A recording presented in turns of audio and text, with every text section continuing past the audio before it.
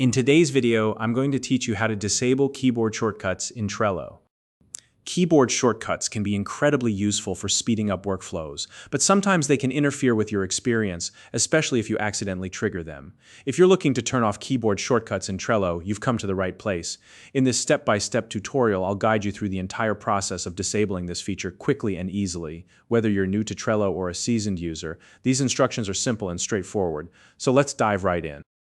First, open your web browser and go to www.trello.com. Once the page loads, look to the top right corner and click on the login button. This will bring you to the login page. Now, you can either enter the email address associated with your Trello account, or if you prefer, you can use a single sign-on option like signing in with Google or Microsoft. If you're prompted to enter your password, go ahead and type it in, then click the login button to access your Trello dashboard. Once you're logged in, look for your profile avatar in the top right corner of the screen. Click on it to open a drop-down menu. From this menu, select the Settings option. This will take you to your account settings page. Now that you're in the settings, scroll through the page until you find the accessibility section.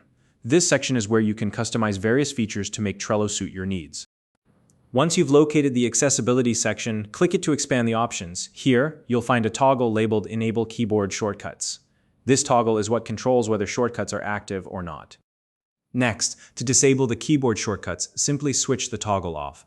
When the toggle is off, keyboard shortcuts will no longer be active, and you'll be able to use Trello without worrying about triggering shortcuts accidentally. And that's it.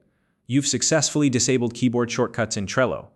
This small adjustment can make a big difference in ensuring your Trello experience is as smooth and distraction-free as possible. If you found this video helpful, please like and subscribe.